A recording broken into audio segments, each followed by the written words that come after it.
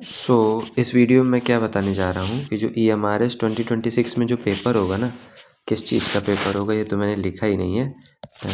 जो भी TGT computer science का पेपर होगा, हल्का सा TGT जो कंप्यूटर साइंस का पेपर होगा ना, उस पेपर की मैं बात कर रहा हूँ।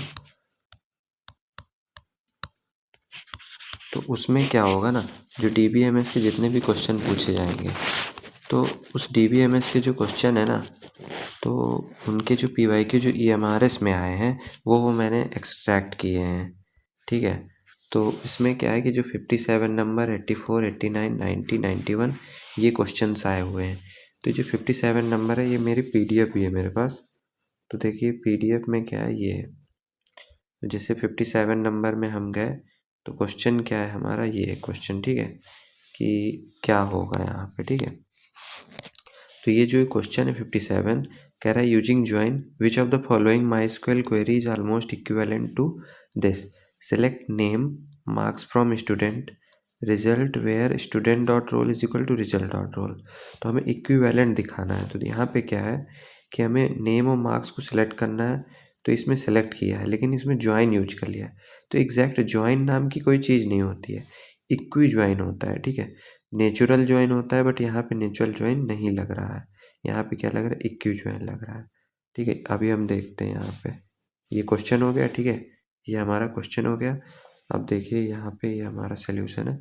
हाँ, यहाँ पे आंसर क्या है, नेचुरल ज्वाइन। ठीक है, यहाँ पे हमारा है नेचुरल ज्वाइन। ठीक, तो यहाँ पे इसका आंसर हमारा ये क्या है कि हमने नेम और मार्क्स का हमने कॉलम लिया। ठीक है, यहाँ पे नेम लिया, यहाँ पे मार्क्स लिया, वहाँ पे इक्वी ज्वाइन करेंगे, नेचुरल ज्वाइन, तब जा कर के स्टूडेंट की चीज़ें और रिजल्ट की चीज़ें जो सेम कॉलम होगा केवल वही वही आएगा। ठीक है, अब यहाँ पे क्या है, number of attribute in a relation is a degree. ये 84 नंबर में क्वेश्चन पूछा गया था। अब वास्तव में क्वेश्चन कैसे दिख रहा है पेपर में वो मैं आपको दिखा देता हूँ। 84 में ये है आपका 84। ठीक है, 1 सेकेंड, कहाँ गया ये कह रहा है यहाँ पे कि 84 में the number of attribute in a relation is called the dash. तो उसको हम क्या कहते हैं, एट्रीब्यूट जो होते हैं वो जो कॉलम होता है ना, ये जो कॉलम है इसको हम क्या बोल रहे हैं, डिफरेंट कॉलम्स को हम एट्रीब्यूट बोल रहे हैं, और इन नंबर ऑफ कॉलम्स को हम डिग्री बोलते हैं, और ये जो टपल होते हैं इनकी नंबर ऑफ टपल को रो को हम कार्डिनैलिटी बोलते हैं। ये एक क्वेश्चन हो गया, मतलब 2 क्वेश्चन हो गए। ठीक है, अब हमारा अगला क्वेश्चन है 89 नंबर में पूछा गया है to list all non temporary table in DB यानी डेटाबेस। तो डेटाबेस में जो नॉन टेम्परेरी टेबल हैं उनको लिस्ट करने के लिए यानी शो करने के लिए क्या करना पड़ता है, तो यहाँ पे शो टेबल्स। ठीक है, ये KVS में भी पूछा गया था। ठीक है, तो यहाँ पे आप अगर देखें तो ये KVS में भी पूछा गया है। ठीक है, शो टेबल अगर हम कर देते हैं तो वो लिस्ट हो जाएंगी सभी चीज़ें। ठीक है, अगर ये क्वेश्चन कैसे पूछा गया 89 नंबर, ऐसे पूछा गया है। ये क्वेश्चन एग्जैक्ट मैं पेपर आपको दिखा रहा हूँ सो दैट आपको फील आ सके किस चीज़ की, एग्जैक्ट पेपर में, क्योंकि हमें तो पेपर ही मिलेगा इस तरह का। तो मैं एग्जैक्ट फील आपको दिला रहा हूँ कि which command is MySQL is use to list all non temporary table in a given database. तो अगर हम शो टेबल कर देते हैं तो वो क्या होगा, हमें पूरा चीज़ें उसकी नॉन टेम्परेरी टेबल्स दिखा देगा, लिस्ट कर देगा। जो आपका डिस्प्ले टेबल नाम की कोई चीज़ नहीं होती है। डिस्क्राइब टेबल में क्या होता है, number of column, number of रोज और कैसा स्ट्रक्चर स्कीमा ये बताता है। व्यू टेबल का मतलब होता है एक व्यू बनाता है। व्यू का मतलब है कि जैसे हमने कोई नेम और मार्क्स सेलेक्ट किए तो उसका व्यू दिखाता है। लेकिन यहाँ पे जो एग्जैक्ट आंसर है वो शो टेबल का है। अगले क्वेश्चन पर आ जाते हैं हम, वो है 90 number, which is syntactically correct and most preferred. ठीक है, तो अब इसमें क्या है कि आपको ये वाला जो ये चीज़ है, select from, where, group by, having और ऑर्डर बाई। ठीक, तो आपको ये याद रखना है, select from, where, group by, having, order by, ये इस ऑर्डर में ये चीज़ें आती हैं। सेलेक्ट आता है, देन फ्रॉम आता है, देन वेयर आता है, then group by, then having, then order by. तो इस प्रकार से अगर हम देखें तो ये वाली क्वेरी हमारी एकदम सीरियल से है, ना यहाँ पे ऑर्डर बाई ऊपर है, ना ही हैविंग नीचे है। अगर आप 90 क्वेश्चन एग्जैक्ट देखें तो ये है 90 नंबर। यहाँ पे जैसे कि सेलेक्ट फ्रॉम, ठीक है, सेलेक्ट फ्रॉम ऑर्डर बाई कर दिया यहाँ पे, ठीक है, ग्रुप बाई कर दिया, फिर आया वेयर, जबकि ये जो ग्रुप बाई होगा ये वेयर के बाद आएगा, तो इसलिए ये रॉन्ग हो गया, ठीक है। फिर आ जाता है आपका select section count from student, तो ये क्या है, where marks is less than 33 having.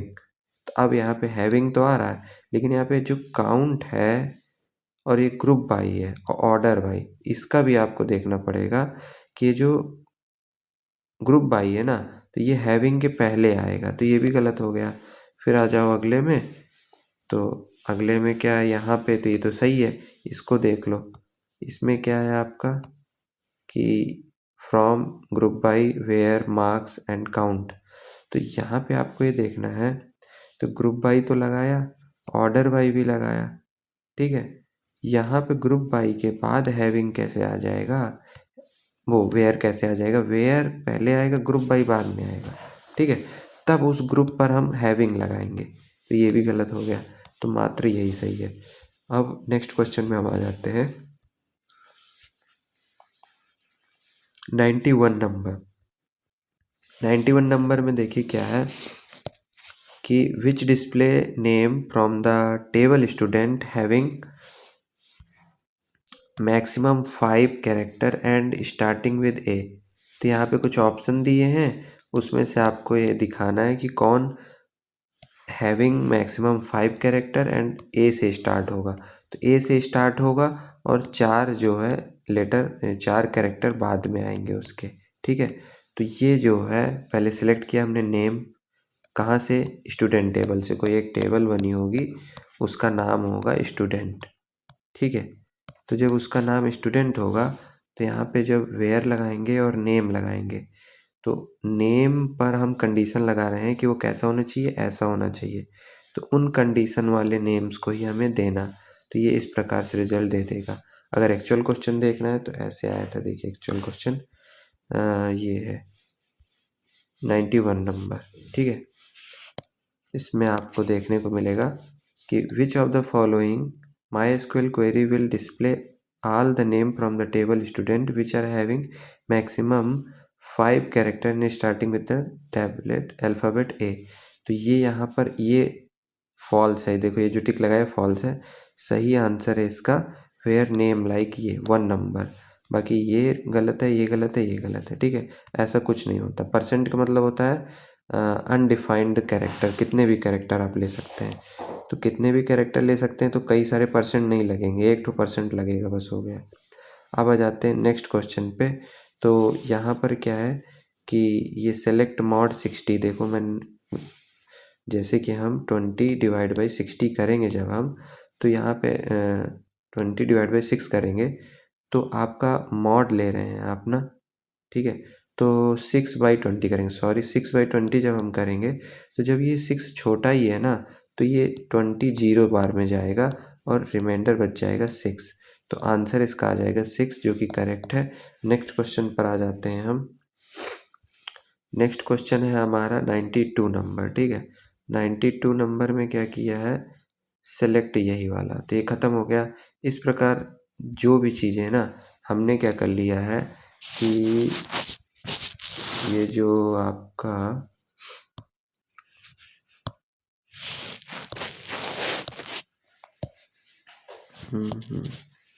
हाँ, TGT के जितने भी EMRS के क्वेश्चन थे, EMRS के जो क्वेश्चन आए हुए थे वो हमने कंप्लीट कर लिए हैं, ठीक है। EMRS के हमने कंप्लीट कर लिए हैं क्वेश्चन, वो भी TBMS से, ठीक है। इतने ही क्वेश्चन आए बने थे, ठीक है, और क्वेश्चन नहीं बने थे।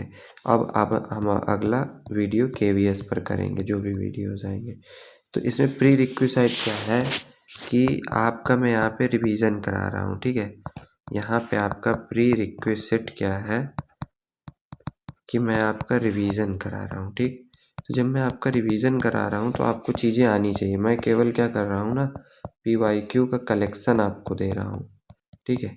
और मैं एज अ नंबरिंग बता रहा हूँ विद माई PDF। मेरी PDF है, उसमें मैं नंबरिंग के थ्रू जो है जितनी भी नंबरिंग वाइज मैं सभी क्वेश्चंस करा रहा हूँ। और मैं नेक्स्ट टाइम भी आगे भी वीडियो ऐसे ही डालता रहूँगा जिनमें KVS के होंगे क्वेश्चन, DSSB के क्वेश्चन होंगे जो कि रिलेटेड होंगे जस्ट EMRS के सिलेबस से।